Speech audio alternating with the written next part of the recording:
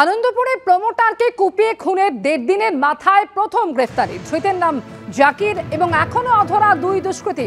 Promoter Arif খানকে chopper দিয়ে কোপাতে দেখা যায় এই জাকিরকেও, দাবি পুলিশের।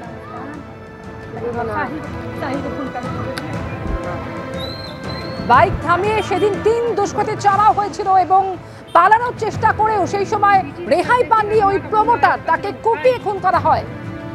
প্রমোটারের উপর হামলার সেই মুহূর্তের ছবি, পরের মুহূর্তের ছবি আপনারা দেখতে পাচ্ছেন। 3 জনের নাম জড়িয়েছিল, তার মধ্যে জাকিরকে গ্রেফতার করেছে ইতিমধ্যে পুলিশ এবং এটি প্রথম গ্রেফতারি। সরাসরি কথা বলবো হিন্দল দে, আমাদের প্রতিনিধি রয়েছেন আমাদের সঙ্গে। হিন্দল, এই প্রমোটারের উপর চড়াও হওয়া এবং কুপিয়ে খুন করার ঘটনায় 3 জনের নাম জড়িয়েছিল, প্রথম গ্রেফতারি জাকির বলে একজনকে গ্রেফতার করা হয়েছে, বাকিদের কোনো খোঁজ কি পাওয়া যাচ্ছে? হিন্দল, একেবারে দেখো, এই 3 জনের মধ্যে মূল যে অভিযুক্ত, যার নাম আব্বাস, তাকে কিন্তু এখনো পর্যন্ত আনন্দপুর থানার পুলিশ আটক বা গ্রেফতার কোনোটাই করতে পারেনি।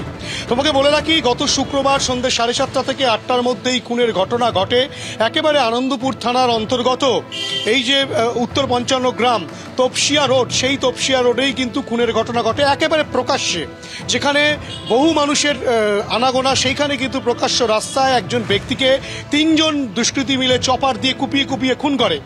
এবং এই খুনের ঘটনার নেপথ্যে কারা রয়েছে, পরবর্তী ক্ষেত্রে পুলিশের তরফ থেকে দাবি করা হয় যে আব্বাস বলে এক ব্যক্তির নাম উঠে আসছে, যে কিনা এই খুনের ঘটনার সঙ্গে মূল অভিযুক্ত।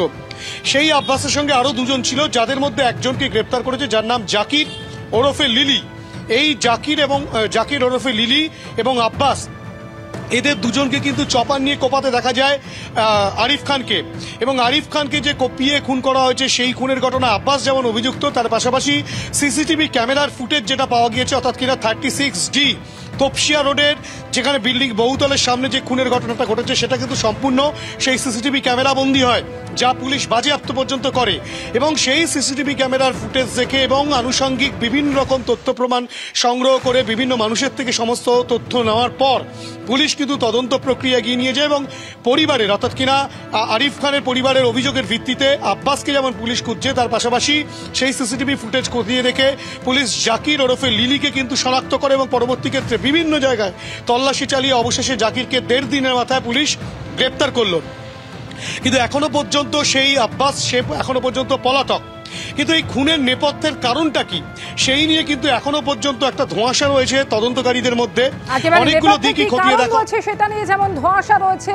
জাকিরকে গ্রেফতার করা হলেও মূল অভিযুক্ত আব্বাস, তার কবে নাগাল পায় পুলিশ, অবশ্যই আমাদের নজর থাকবে সেদিকে। ধন্যবাদ হিন্দল তোমাকে।